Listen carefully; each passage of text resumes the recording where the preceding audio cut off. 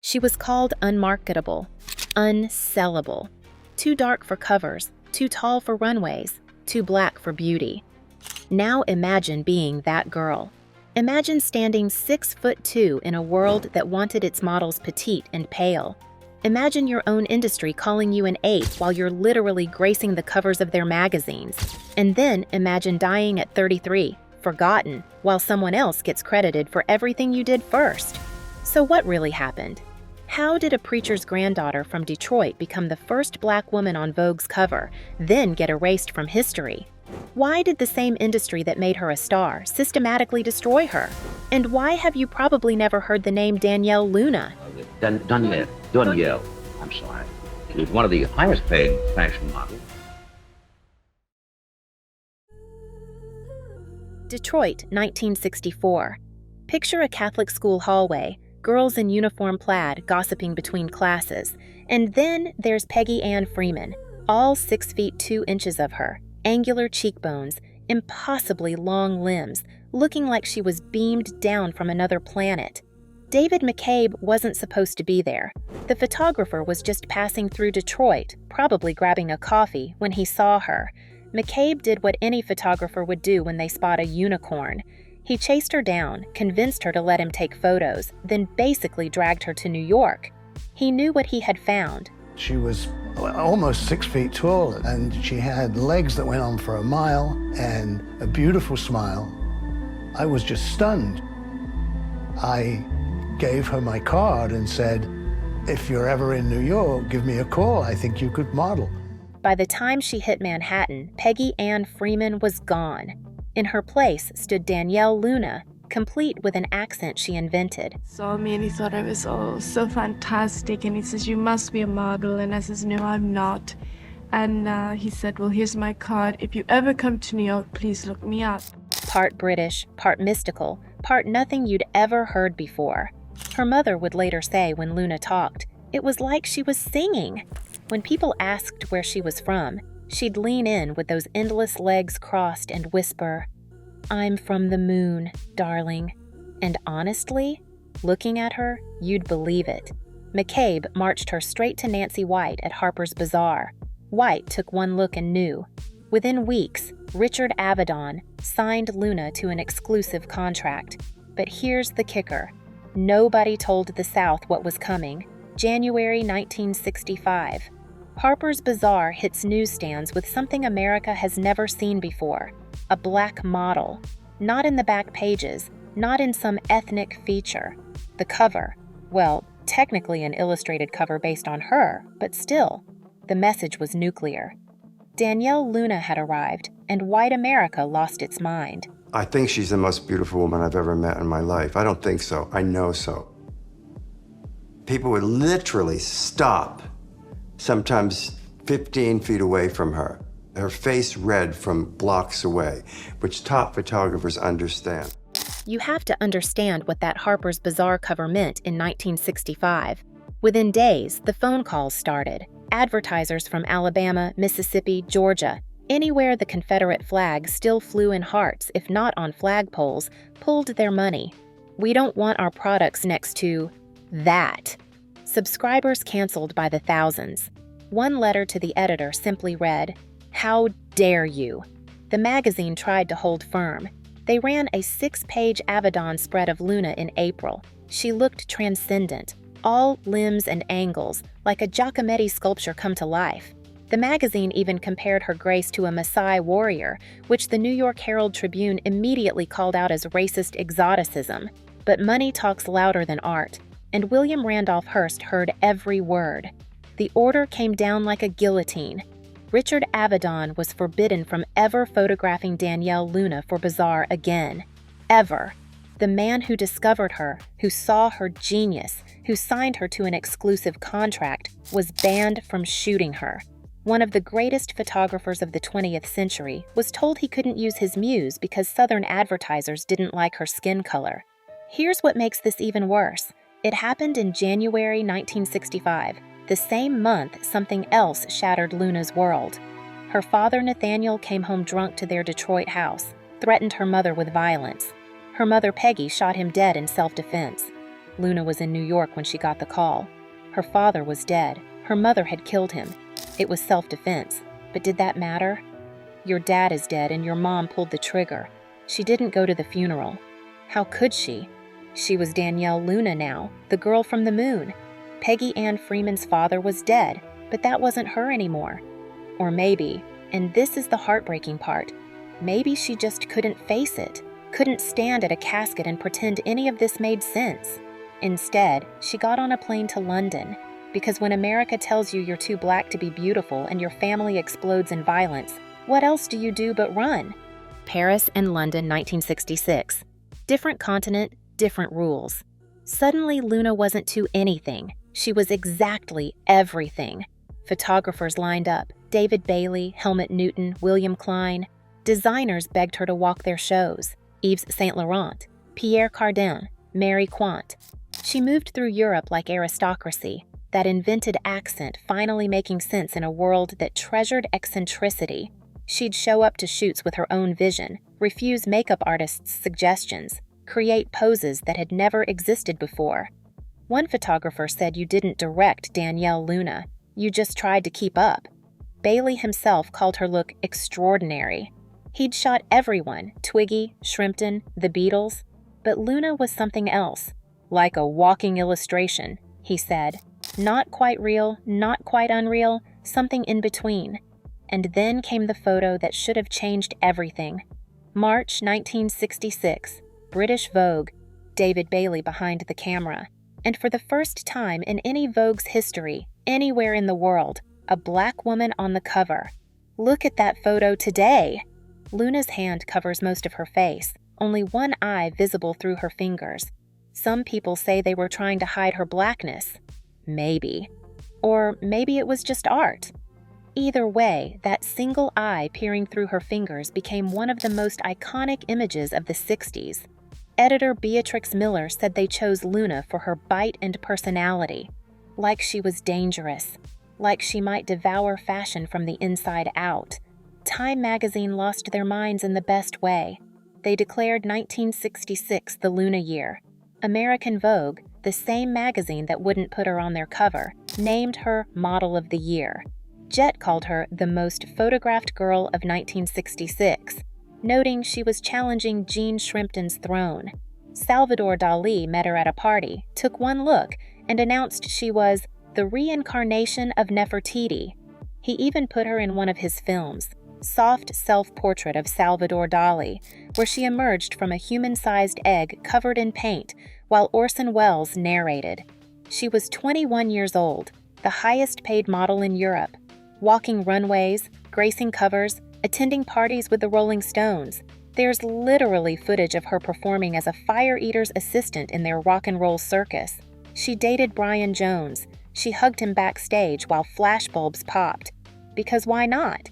Even Jackie Kennedy knew who she was.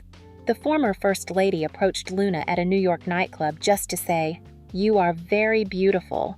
For one shining moment, it seemed like the world had caught up to Donyale Luna's frequency. But back in America, the fashion establishment was having meetings about the Luna problem. 1966, the same year Time called it the Luna year. Richard Avedon wanted Luna for the biggest shoot of his career, 26 pages in Japan for American Vogue, a landmark editorial that would cement both their legacies. Enter Diana Vreeland. She was the empress of fashion, the woman who could make or destroy careers with a raised eyebrow. And when Avedon proposed Luna for the Japan shoot, Vreeland dropped a bomb. She's nobody's idea of what anybody wants to look like. But she wasn't done. This titan of fashion, this woman who claimed to celebrate beauty in all its forms, looked at Luna's portfolio and made a comparison that should have ended her career instead of Luna's. She called her King Kong. The most powerful woman in fashion looked at a black model and saw an ape. Avedon fought for Luna. He insisted. He pleaded. Vreeland won. The job went to Verushka, a white model. Luna found out she'd been replaced the same way she found out about most industry decisions, through whispers and suddenly silent phones. But the assassination attempt wasn't over. Alexander Lieberman, Condé Nast's editorial director, saw Luna's British Vogue cover and called David Bailey with a warning. "Don't ever do pictures like this again, or you'll never work for Vogue." Pictures like what? Pictures of black women? Pictures of beauty that didn't request permission? The message was crystal clear. Luna could be talented, she could be art, she could be European fashion's darling, but she could never be American beauty. The industry that needed her to break barriers would never let her through the door. And it wasn't just the magazines. The very mannequins in store windows were starting to look like her. 1967 saw the first black fashion mannequin, modeled after Luna's face. They'd make plastic versions of her to sell clothes, but wouldn't let the real her sell them in America. When Luna first arrived in New York, she was clean, stone cold sober. She'd lecture people about marijuana, calling it a disgrace. She'd watch Andy Warhol's factory crowd pop pills and shake her head. This girl from a strict Baptist household didn't even drink. She'd been in theater back in Detroit, Concept East, one of the first black theater companies in America. She knew how to perform, how to be disciplined, how to show up. She didn't need substances to be extraordinary. She already was. But trauma has a way of finding your weakness. Your father's dead. Your mother killed him. Your industry calls you King Kong. You're the most photographed woman in Europe but can't get a job in your own country. Somewhere between the factory parties and swinging London, between the champagne and the pain, Luna discovered what everyone else was using to cope. LSD, cocaine, and eventually the one that would kill her, heroin. By 1968, she wasn't the girl who called drugs a disgrace anymore. She was missing bookings, showing up late, showing up high. The same photographers who'd fought to book her started passing. She'd wander into the wrong studios, forgetting which photographer had booked her. She'd show up to Vogue when it was supposed to be bizarre. Or maybe she just didn't care anymore. When everyone's already decided you're a problem, why not be one? Klaus Kinski, not exactly a beacon of stability himself, was living with Luna in 1969, and even he couldn't take it. He threw her out. Beverly Johnson, who'd known Luna in Europe, later said something that cuts deep. She didn't have a hard time. She made it hard for herself. But did she? Or did the world make it impossible to be Donyale Luna and survive? Late 1965, she'd already had one nervous breakdown, spent time in a hospital. Her first marriage, to someone whose name history didn't bother recording, collapsed in 10 months. The modeling money was good, but the emotional cost was bankrupting her. She'd swing between manic creativity and deep depression. One day, she'd be at a shoot creating poses that would be copied for decades. The next, she'd be unreachable, lost in whatever cocktail could make the pain stop. She even started telling wild lies to the press. Said she ate 3 kilos of meat a day, claimed her grandmother was an Irish actress. Anything to be something other than what she was, a black girl from Detroit who'd watched her mother kill her father and her industry call her an animal. And through it all, Luna faced a question that tears at anyone caught between worlds. Where do you belong when nobody wants all of you? The civil rights movement was exploding across America. Black models were starting to organize, demanding representation, fighting for magazine covers. They wanted Luna to be their champion. The first black woman on Vogue. Surely she'd lead the charge, but Luna wanted nothing to do with it. "I don't want to get involved racially," she told one interviewer. When asked if she hoped her success would open doors for other black models, her response was shocking. "It could be good, it could be bad, I couldn't care less." She even started denying her blackness. In one interview with the New York Times, she claimed to be a quarter black and said it was America's problem, not hers. She invented stories about Mexican and Irish grandmothers, about Egyptian ancestry, anything but facing what being black in fashion really meant. The black community felt betrayed. Here was their breakthrough star, and she wouldn't even claim them. But Luna knew something they didn't. She'd already paid the price for her blackness. Hearst banned her. Freeland compared her to a gorilla. She didn't need to wave a flag. Her existence was political enough, but refusing to pick a side meant having no one in your corner when the walls closed in. White fashion saw her as too black. Black activists saw her as not black enough. Even in her films, she did Fellini's Satyricon, Otto Preminger's Skidoo. She was always playing the exotic other, the strange one, the alien. Never just a woman, always a curiosity. 1975. Luna was 30 years old, living in Italy, her career a memory. The phone stopped ringing years ago. The magazine covers featured new faces, black models who came after her, who walked through the door she'd shouldered open. Pat Cleveland was working. Bethan Hardison was working. Soon Beverly Johnson would get that American Vogue cover everyone would remember. But Luna? Luna was a ghost of the 60s, haunting Rome in designer clothes from her glory days. But then something unexpected happened. She fell in love. Luigi Cazzaniga was an Italian photographer. They barely spoke each other's languages, but maybe that was perfect. Luna had spent so long inventing languages, inventing selves, that finding someone who couldn't understand her words meant they had to understand something deeper. They married in 1976. And in 1977, Donyale Luna did something that shocked everyone who knew her. She became a mother. The baby's name was Dream. Dream. Named after Martin Luther King's speech, the same Dr. King whose movement Luna had refused to join. But now, holding her daughter, maybe she finally understood what dreams really cost. I Have a Dream had been delivered in 1963, right when Luna was transforming from Peggy to Donyale. Maybe she'd been listening after all.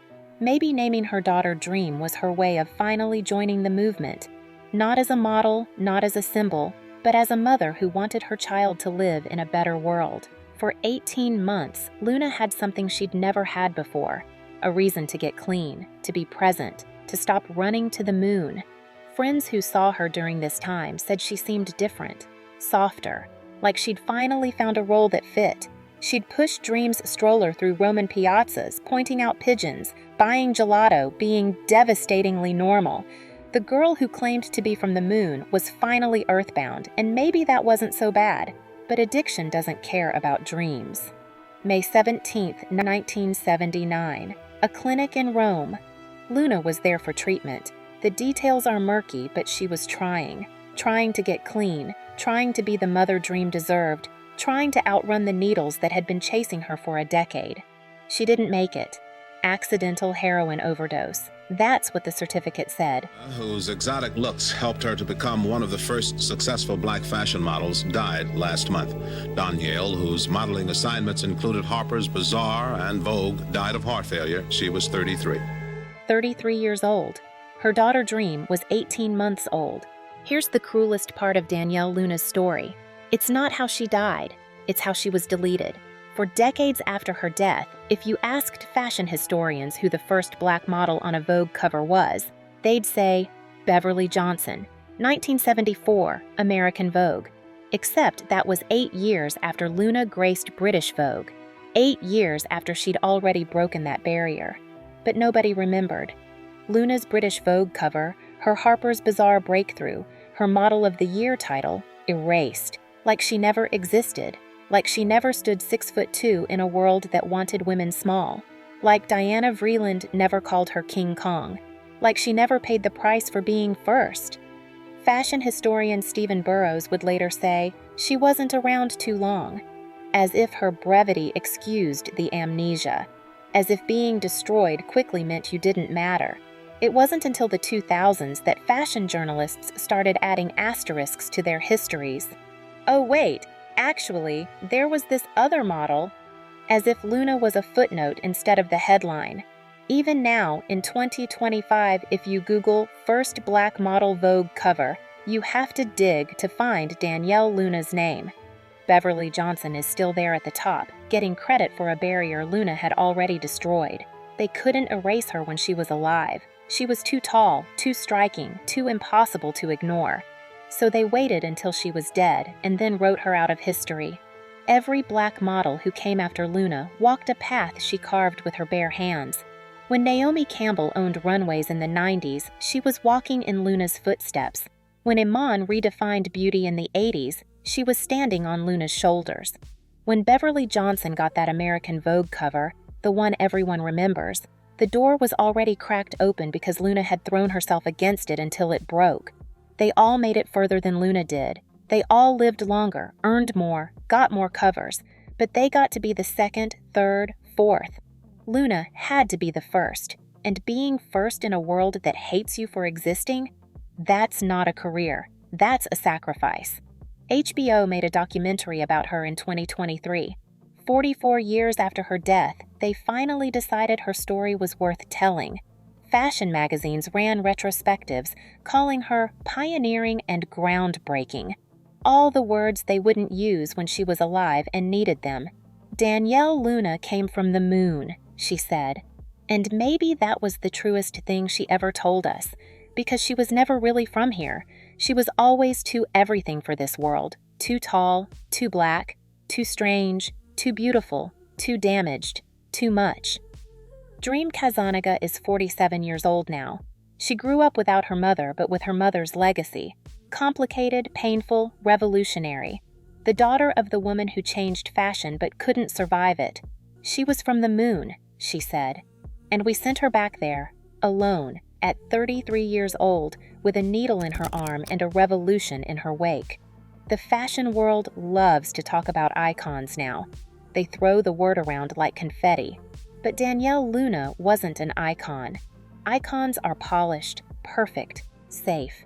Luna was a revolution, and revolutions are messy, dangerous, and usually end in blood. But we see it now. We see you, Donyale. From the moon and back, we finally see you.